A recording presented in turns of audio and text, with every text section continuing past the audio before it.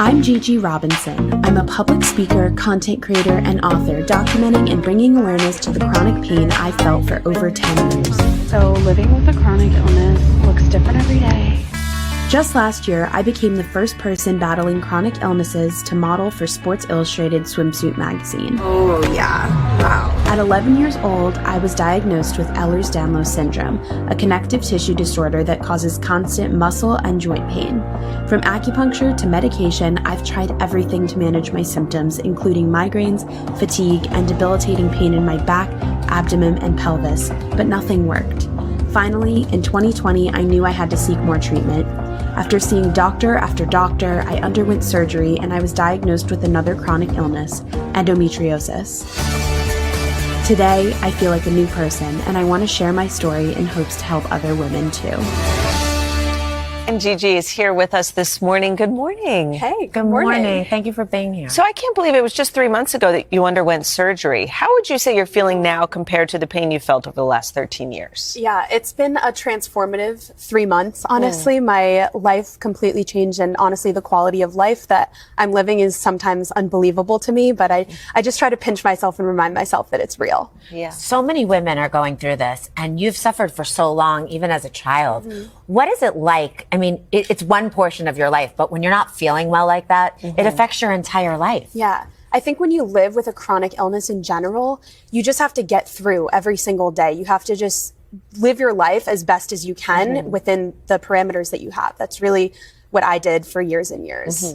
So often we talk about women needing to be advocates of their own health. It's easy to be advocates of your kids' health, but when it comes to you, you need to talk to the doctors and tell them, no, this something more is here. Right. So what advice do you have for women who just don't think they're getting the right diagnosis? I would say pay really close attention to what's going on in your body, right? Monitoring your symptoms, writing a medical journal or a medical diary of, do you have pain certain times of the month?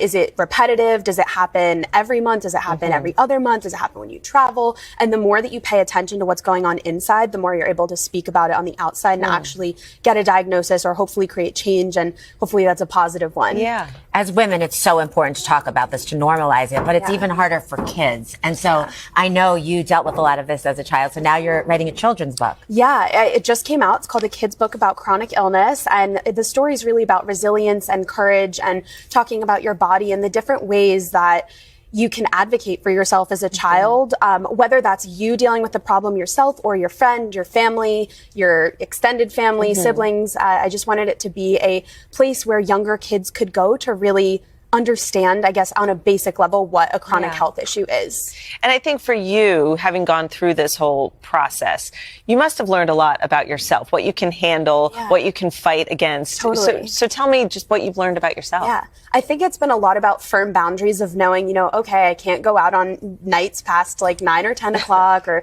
I need to be in bed by 9 or 10 o'clock. I need to have a consistent routine, things like that. And just making sure that I'm as ritualistic with my self-care practices. And that really ends up helping my mental health, which in turn helps my physical health. So it's all a mind-body connection is what I would say.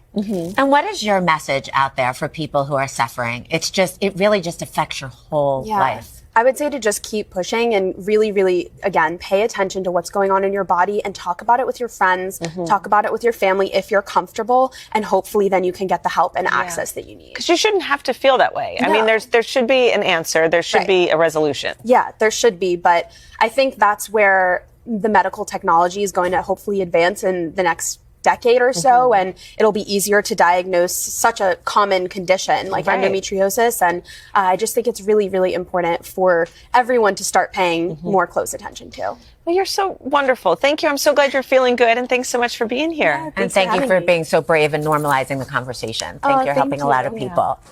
Hey, thanks for watching. Don't miss the Today Show every weekday at 11 a.m. Eastern, 8 Pacific on our streaming channel, Today All Day.